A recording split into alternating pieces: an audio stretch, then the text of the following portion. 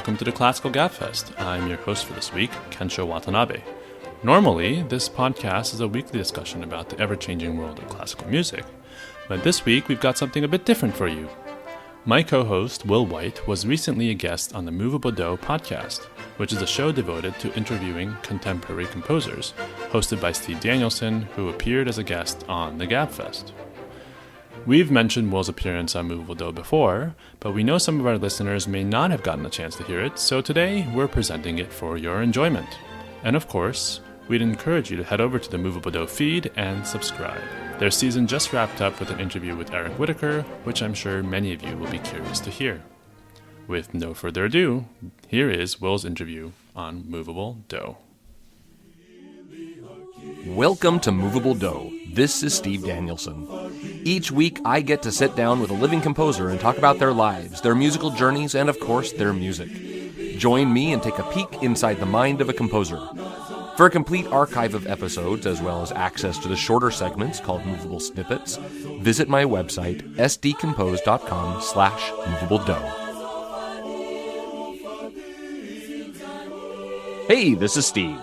Thanks for joining me for this episode of Moveable Do. My guest today is William White. A native of Bethesda, Maryland, Will now resides in Seattle, Washington, where he serves as music director for Harmonia, a combined chorus and orchestra. He has seen success as composer of music for the concert stage, theater, cinema, church, radio, and film. His works have been performed throughout North America, Europe, and Asia. He received a BA in music from the University of Chicago and a master's degree in conducting from Indiana University's Jacobs School of Music. Will White, welcome to Moveable Do. Thank you so much, Steve. Very happy to be here. So I'd like to start today with something that I didn't mention in your bio. In addition to being a composer and conductor, you're also the co-host of a podcast called the Classical Gabfest. So I've been listening to the Classical Gabfest for several weeks now and have become a big fan of the format and the content. And I'd like you to talk a little bit about the show, maybe how you got started or even why you got started. Yeah, sure. I am a podcast addict. I listen to podcasts constantly. And, you know, when you listen to something, a format long enough, you sort of think, well, maybe I could do this. Maybe you've had a similar experience. And one of my favorite podcast brands is the Slate Magazine suite of podcasts. So this is an online magazine. They have a political gabfest, a culture gabfest, a money gabfest. And it's this format where they have three hosts and they do three subjects and they have a little intro segment and an outro segment. And it just seemed to me pretty obvious that it would work great for talking about music. My two co-hosts who you mentioned, one is Kensho Watanabe, a fellow conductor. The two of us had sort of been on and off talking about plans for starting a podcast for a couple of years. And then when we did a seminar during the first summer of pandemic with our third co-host, Tiffany Liu, the three of us just had such great chemistry that it became obvious that, okay, well, the time is now. Like, we should just do this thing. And so, you know, a podcast is really... when it comes right down to it, it's the format plus the personalities. And we just thought that we had a winning combination. And, you know, I'm glad to hear that you think that we do, because I definitely think that we do. Yeah, absolutely. Absolutely. So I'm wondering, what are you hoping audiences will take away from what you're doing? Well, we consider our target audience not just musicians and music industry people. We sort of think of it as being... like the type of person who would go to a pre-concert lecture, you know, somebody who already likes classical music. We take that as a given. You know, it's the thing that we said early on was we didn't want this to be another 101 kind of source of information. And it's not because there's anything wrong with that. I mean, that's very good. That's very useful content to have out there. But a lot of people are doing that and doing it very well. So we are preaching to the converted. And basically, we're using classical music as a lens to see the world, because that is really how we see so much of the world because of our profession. And so because of that, you know, we are able to talk about broader topics than just music. We do a lot of segments that are about music. You know, we watch concerts and talk about those. We have the segment at the end of the show where we each recommend some music that we really like and are listening to. But, you know, we read like novels and theoretical treatises and articles about society and politics and culture that have some connection to classical music. And because of that, we can really go for a very broad set of issues. And that's what keeps me so engaged with it. I just look forward every week to working on the show. So I did want to thank you because you invited me on to be a host or a guest on your podcast. And I really appreciate it. And I do recommend everyone out there to go and listen to the Classical Gab Fest because it really is a lot of fun. So let's talk more about you now. Let's go back to your formative years. Mm-hmm. So I understand you started out as a violist. So why viola and not violin? I had a very honest reaction to the viola. When I was in fourth grade, we had these musicians come in and demonstrate all of the different instruments of the orchestra to us. And I don't think I knew what a viola was before that. And somebody played the violin, and I'm sure they played it quite nicely. But then they explained that there was this other instrument called the viola, which was lower, and it was mellower and richer. And I thought, wow, I like that mellower, richer thing. That other thing is kind of screechy. So I liked the sound, and I still do. I still think it's a fantastic instrument. So did you start taking like Suzuki lessons or? No, I took school group orchestra lessons, group lessons in sort of, quote unquote elementary school orchestra, which is really a group lesson. And the guy teaching the class was a saxophone player. Yeah. And God bless him. I mean, he did a fine job with it. I never ended up taking private lessons. I just kept doing music class in school, and we had orchestra in middle school and high school. We had a very robust music education program in the public schools where I was growing up in Bethesda. And, sort of separately, I got heavy into just like I fell in love with music, and it was because of that entry point through the public school system. But it was also through like extracurricular listening. Not everybody who played a string instrument in the fourth grade orchestra then like went home and listened obsessively to Handel and Vivaldi. Probably very few of them did. But it's a similar thing happens, I think, to kids who they find some book at school that they really like, and then they're turned on to reading for the rest of their lives, and then they go home and they read all day. That's really what happened to me. So one last question about the viola. Do you ever get tired of viola jokes? I'll tell you this much. I don't think that they're nearly as funny as conductor jokes. I think conductor jokes are like very well deserved and very hilarious. And then, of course, there's that famous joke that combines the two. Well, there are a couple jokes that combine the two, but the one that I like is, if you're driving down the street and you see a violist and a conductor standing in the middle of the road, which one do you hit? And the answer is the conductor, business before pleasure. I like that. I'm going to have to remember that one. So you were playing classical music growing up. You say you were listening to it as well. Is that pretty much all you're listening, or were you listening to other stuff when you were growing up as well? No, when I was a young child, when I was 8 or 9, I was very heavily into Elvis, and I don't know how that happened because my parents weren't into it, but somehow it bubbled up through the culture. I don't know. I got very into Elvis and then into the Beatles. And I never crossed the Rubicon into the Rolling Stones. But then before I would have gotten into the Rolling Stones, when I was in middle school and sort of going through my little dark goth phase, I got very into the music of the region where I now live, the grunge era, Nirvana and Soundgarden and Pearl Jam and stuff like that. So I did like that. So I would say that the Beatles and Nirvana are sort of my lasting pleasures from that era of being into pop music. But, by the time I was 13 or 14, I had really embraced classical music in a big way, and I wasn't listening to much else. I was going deep rather than broad already. Nice. So when did you start writing music? I think I was about 11 or 12, and my mother had gotten me a small electronic keyboard, probably only had 3 or 4 octaves on it. And I didn't have lessons. I had to figure out what the notes were from plucking the strings on my viola and just listening and figuring out what the notes were.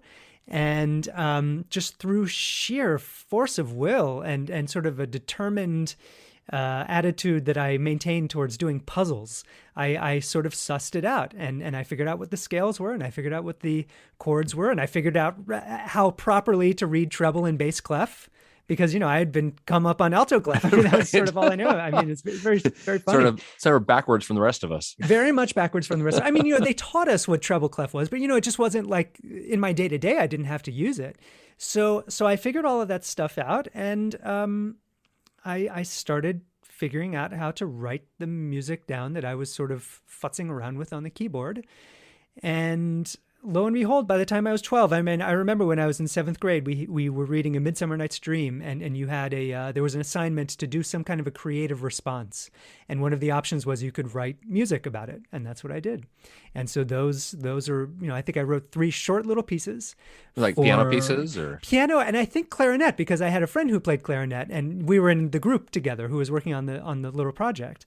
And, these are very short little things. But those I would count them as like my first little real pieces, something that was started and finished. Yeah, and that's awesome because then you get introduced into transposing instruments right away as well. I don't know how I figured that all out. Yeah. I really don't. I mean, maybe I didn't. You probably wrote it really and he tried to play it and like, wow, that doesn't work with the piano. What happened? Yeah, I don't know. But eventually I figured that stuff out. Yeah, luckily. That's awesome. So like me, you have a degree in conducting and not in composition. Mm-hmm. Yeah. Do you see yourself foremost as a conductor who composes on the side or the other way around? Or do you think those 2 ideas are pretty evenly split? In my life, it turns out that they're pretty evenly split. And it depends on like the year, really. I mean, during the pandemic year, I was very much a composer who did not conduct.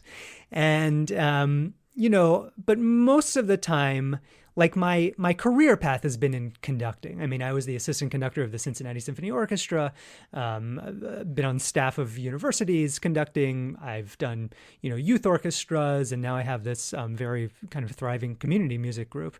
So, that's what's paid the bills.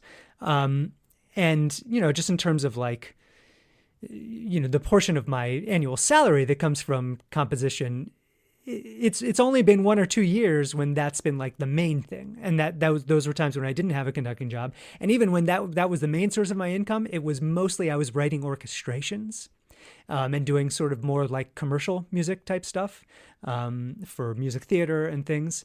So, in my heart of hearts, I would say I'm a composer first, but more like 50-50 in real life. I don't know. It's kind of hard to say.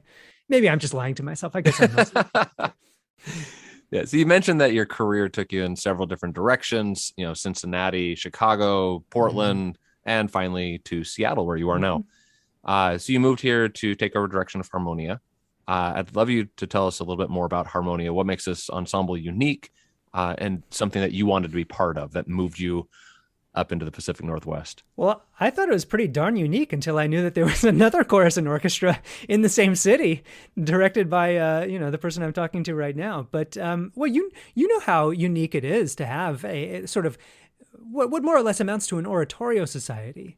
A chorus plus an orchestra that concertizes one. Now, in the case of Harmonia, they are really equal forces in terms of the makeup of the organization. So, sometimes we have chorus-only concerts or orchestra-only concerts, but the basic paradigm of our programs is that both the chorus and the orchestra are included and featured. But what I love about this group is they're very much music nerds that are like super hardcore into it. I mean, these are like my people, very much so. And so I would say that the impetus that I get from them is to do really interesting things with the programming. They would not like it if I just did the best hits all the time. They want a little bit of that kind of bread and butter repertoire, and particularly they love playing and singing Bach. So we do a fair amount of Bach and Handel. But like I did a concert where the theme was all about music of World War I, and it was a very multimedia show in that the first piece was a chorus and orchestra, the second was a string quartet movement, the third thing was a piano concerto, the fourth thing was an orchestra piece, then there was another chorus and orchestra thing, and I can't remember what the rest of it, and there was an a cappella piece. So they really like this kind of creativity in the programming. And that's what makes it so rewarding for me and so much fun. That's awesome. So I'm curious, since during the pandemic, I know Harmonia probably wasn't able to do as much. Like you said, you became primarily a composer during that time. I've heard that you said that you had a sort of prolific year during the pandemic as far as composition. So what kept you going? You didn't have the ensembles performing your stuff. So what was driving you during that time? Well, you have to understand, Steve, that whenever I am doing one thing, it makes me want to be doing the other thing. So, you know, the year, I guess the 2 years before I started with Harmonia, those were the years when I was doing heavy orchestration and composing and stuff like that. And I thought to myself, I should really get a more steady income stream, and I should, you know, avail myself of this conducting thing that I supposedly do well and try and get a job. And then this amazing job opened up and it all really worked out. And then I was very happy. And then I thought, oh no, I'm not going to have the time that I need to compose. And so then, you know, my first year and a half of working at Harmonia, I did not compose quite as much. I mean, it was mainly in the summers. And so then it was like, ooh, now I get to compose. I mean, as soon as we canceled our first concert, I just like started writing up a storm because I had all of these things on the back burner, you know, that I'd been thinking about that I just hadn't had the time to be working on. So that was the impetus. It was like releasing a coil, you know, releasing a spring that had been holding up this tension that wanted to let it release. Nice. And so are you, while you were writing, were you like, oh, I can't wait to get back into the conducting, and now you're starting that again? And you know, the timing actually worked out pretty well. By the time that the pandemic year of you know, really lockdown of concerts was over, you know, I had written most of the pieces that I wanted to write, and I was, yeah, it was time to get back to conducting. Great. So, you know, I've heard that you are a huge fan of the works of Beethoven. Yeah. So I want to know, what have you learned from studying Beethoven's works? You know, how does it influence how you write and how you work? You know, when we think of Beethoven, we largely think of his use of structure and the way that he structures harmonic rhythm. And so, you know, harmonic rhythm being the pace at which the harmonies change. Do they change every 2 bars? Do they change every 2 beats? Do they change every 8th note? And he's just the master of that. I mean, that's how he builds his large-scale forms, or even his forms on the phrase level.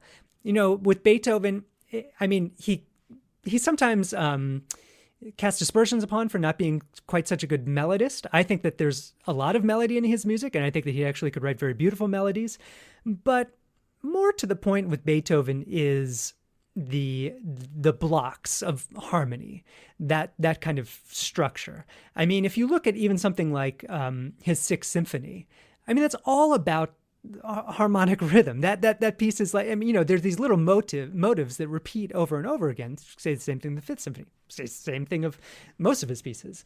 But you know, it's all about the bar to bar level, the progression of harmonies, and he's very good at weaving in pedal points, and not just pedal points, but roiling pedal points. You know, with Beethoven, it's not usually just a single note underneath the harmony. It's like da da dee da dee da dee da dee da dee da dee da dee da dee da dee da digga digga digga digga, something like that. You know, so yeah, I mean, that's my big takeaway from him, is just how to structure the harmonic buildup and maintain and increase intensity. And yeah, I mean, he's the form guy par excellence. So that's what I love about Beethoven. That's awesome. Are there any other composers that you find have influenced you as you progressed? Well, like every composer, I mean, really, you know, that's the thing about being a conductor of the standard repertoire. I mean, maybe you find this the same way, is that, you know, you prepare these scores, and I think because I'm a composer as well, when I'm conducting something and analyzing a piece of music, I really analyze it as a composer, like as a composition. You know, I really take it apart and look at it on the motivic development level and on the structural level and on the level of orchestration and stuff. And so, you know, you really internalize these pieces, and thereby these great composers sort of become your composition teachers, you know? And so it would be hard for me to name a composer whose work I have conducted who hasn't had some kind of an influence on me. And, I'm not like a certain breed of contemporary composer who want to say that that they have no influences, that they invented their musical language from scratch. I mean, that would just be like such an obvious lie if I were to say that, because my influences are stamped all over my music, for one thing. But also I just feel that part of what attracts me to this music is the tradition. And part of what attracts me to writing music is that I'm writing in a tradition. And I feel that by writing in the tradition of these giants, I can try to build off of what they did and take it further, combine it.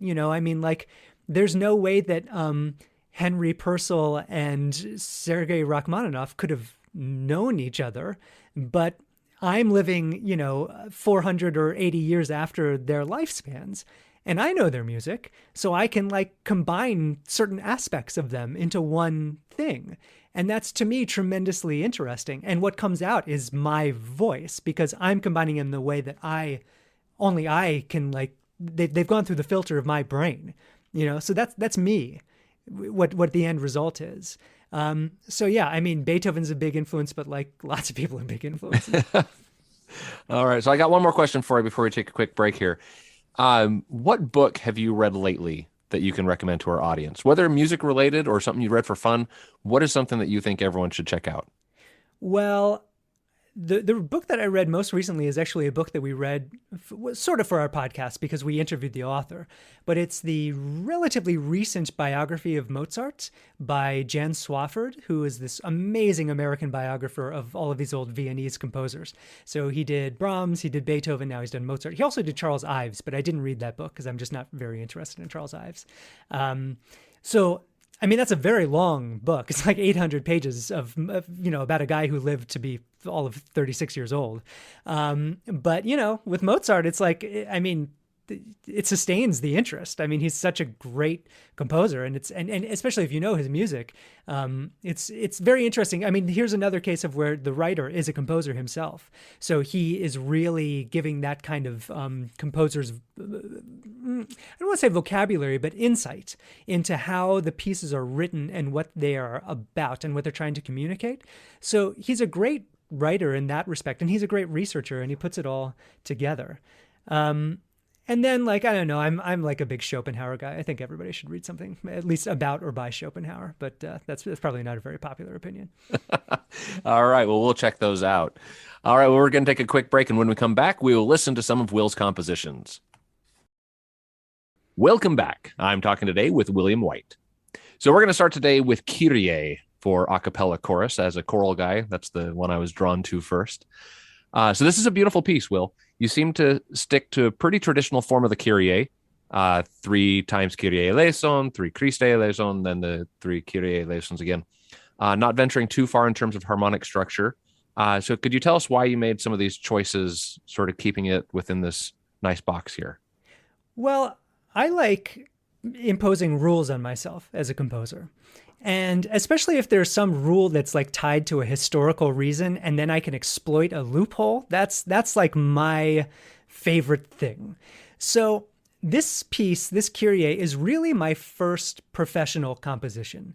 I had written a senior thesis in my senior year of college, which I continue to consider my opus 1. That's my first piece that is in my catalog, and that has been performed since. But then I got a job conducting a small church choir in exurban Chicago, in a town called Barrington, Illinois.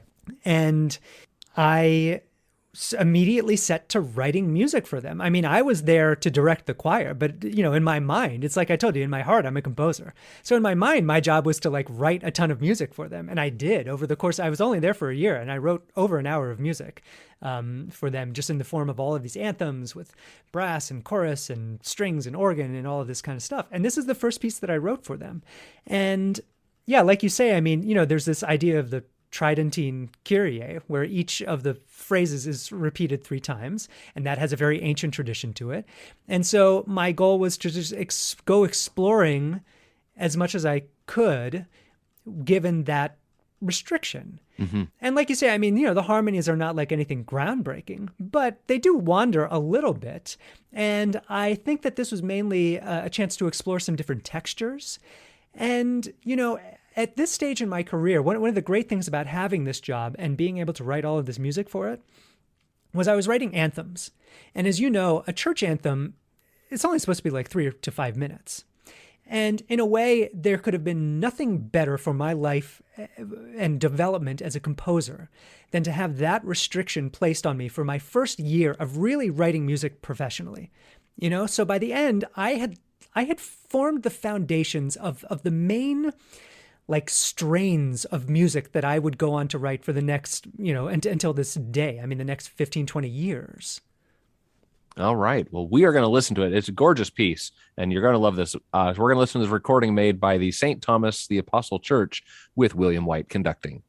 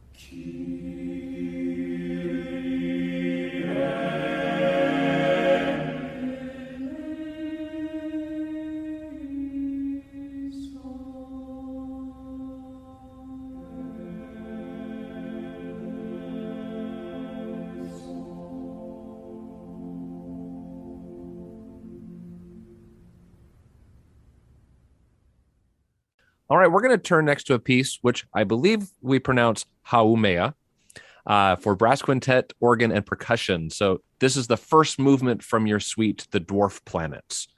So I assume this is in response to, or perhaps in addition to, Holst's Planets. Is that?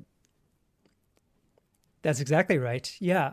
This is a piece for brass ensemble. So brass quintet plus percussion, no, just timpani and organ.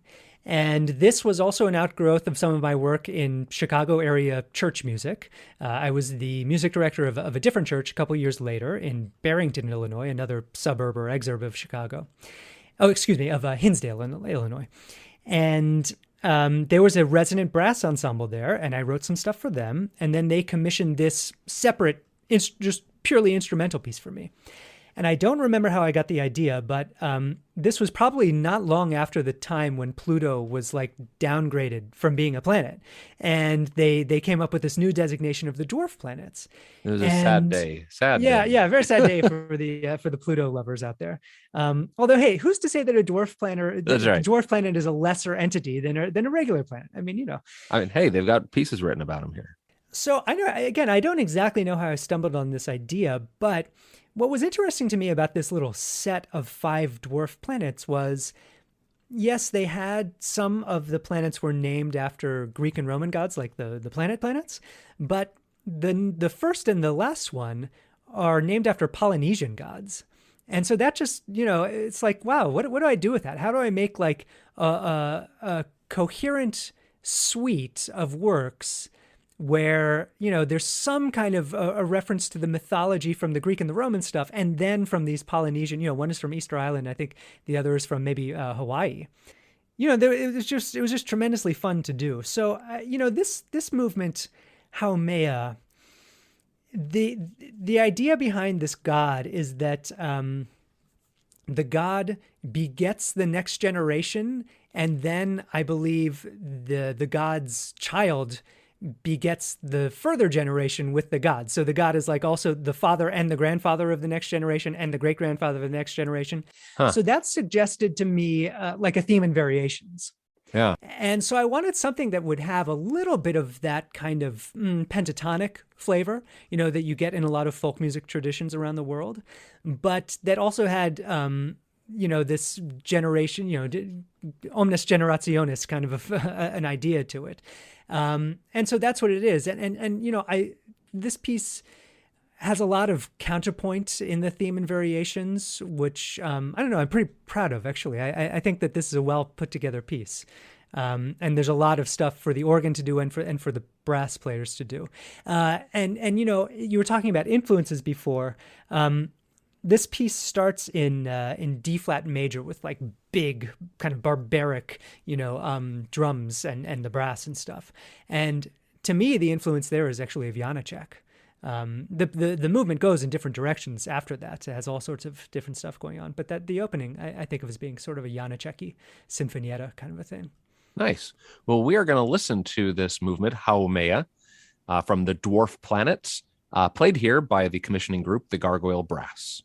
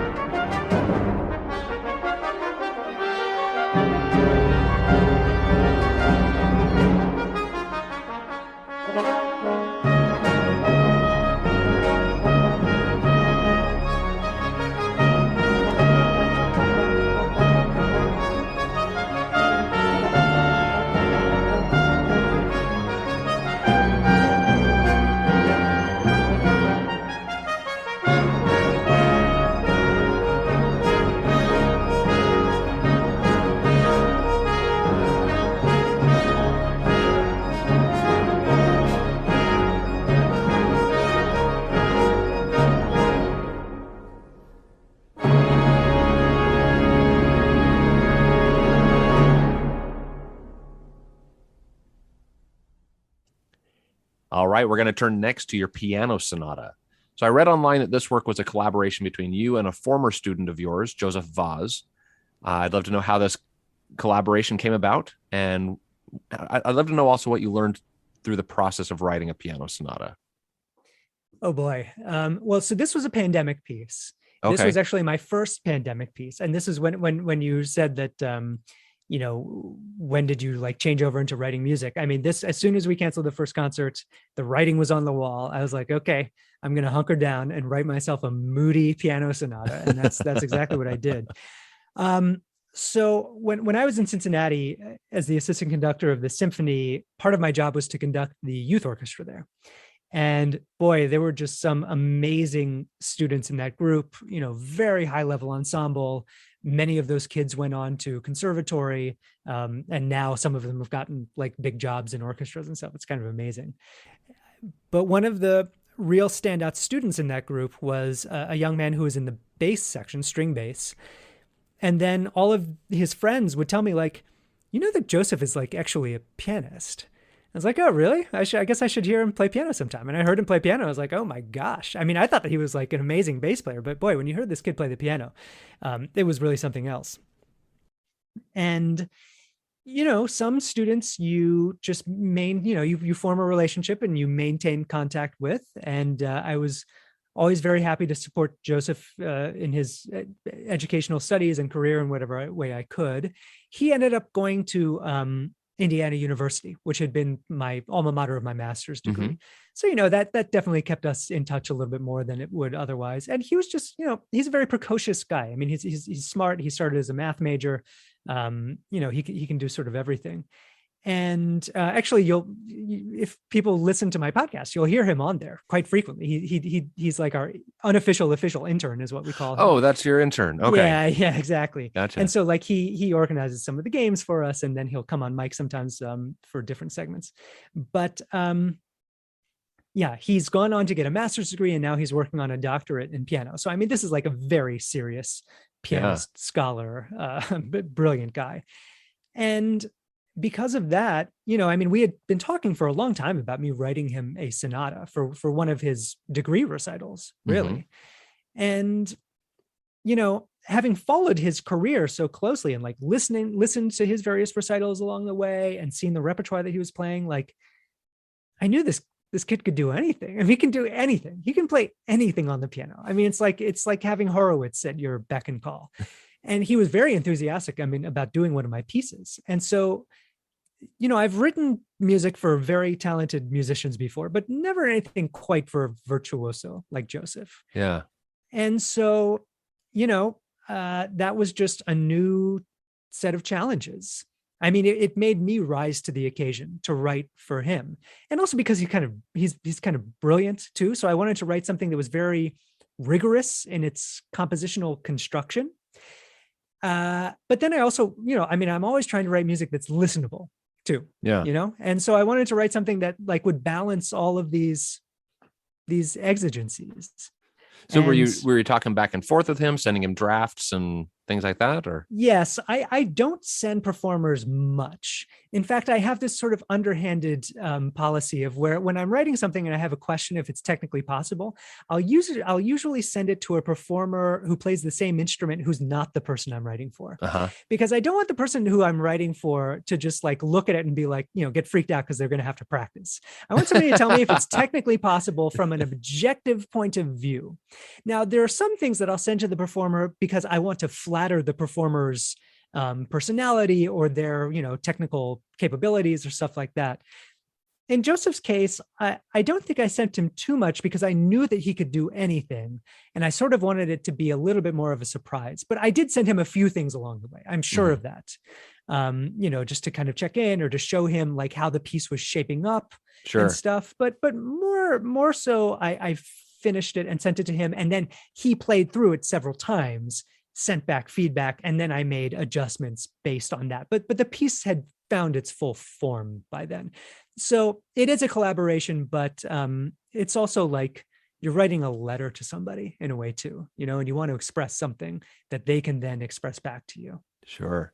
Well, unfortunately, we don't have time to listen to the entire thing, but we are going to listen here to the second movement performed here by Joseph Fares.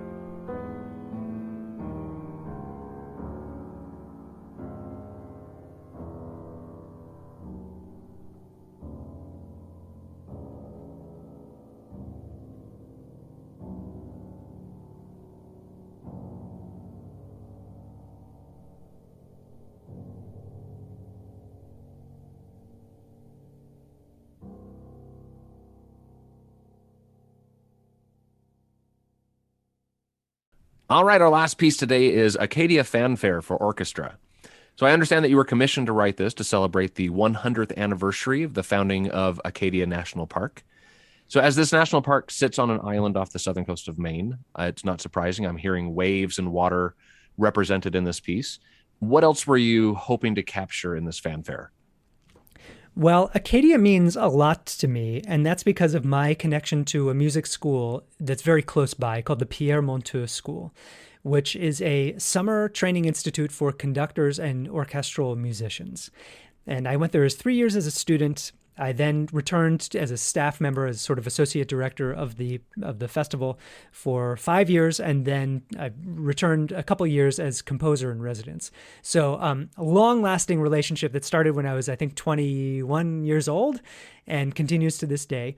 Also very important in my life because that's how I met my co-hosts of the Classical Gabfest, Tiffany and Kensho. They were both students there. So it was obviously a special thing when this organization that I was so closely connected to commissioned me to write a piece for one of their main concert programs for the summer. So not only did I want to, connect the piece and the soundscape of the piece to the park itself. So like you say, there's the waves and there's the birds and there's, the various, the whales and everything, kind of crashing and stuff. But I wanted to connect it to the musical heritage of the school. And the school was founded by a very famous French conductor named Pierre Monteux, who conducted the world premiere of The Rite of Spring and of Daphnis and Chloe and was very active in Paris. Then he married a woman from Maine, moved there, and lived out the rest of his life and taught on this little bit of farmland that he had purchased. So when you hear the waves, they're not any waves, they're Debussy waves. It's like very much a nod to La Mer. And when you hear the interior bit of the park, the association that I was trying to make was with the music actually of Stephen Sondheim, because the current director of the Monteux School, he and I are both Sondheim freaks, and that's where we totally have bonded. So one of my greatest, most favorite moments in my entire musical life is we were at the dress rehearsal of Acadia Fanfare, and I was conducting. And the maestro, the music director of the festival, he sits in the back of the orchestra and stares down the conductor. And I hadn't told him about this. And we got to the sort of central theme where it's like a very clear Sondheim reference. I mean, it's not a quote, but it sounds like Sondheim's music. And he'd been following the score. He looked up at me, made eye contact, and I was still conducting, and he just mouths the word Sondheim, and I just looked back at him. I said, "Yeah." Mm-hmm. And that was just so. I mean, it's like talking about you write these pieces, and maybe you feel the same way. It's like they're like writing a letter and putting it into a bottle and throwing it into the middle of the ocean. You just never know if anybody's going to hear it, if people are going to understand what your meaning was. But especially with something that was personal like that, this was like a very ESP kind of a message that I was trying to send to this mentor of mine who's a friend and somebody who I really respect, and we've connected on this level. That he got that was so fantastic, and I'll never forget that. That is fabulous. Well, we are going to listen to the Janáček Philharmonic Orchestra with William White as conductor performing Acadia Fanfare.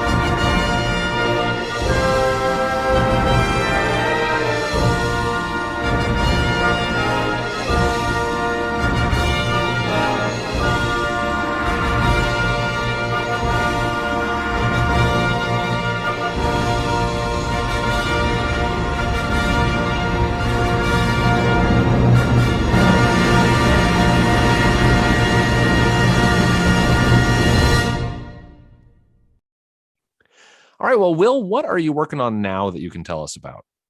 Do you have time for composition with the podcast and harmonia and everything going on? I've had to make time for it because I have this nasty habit of programming my own non-existent pieces as an impetus for me to actually write them.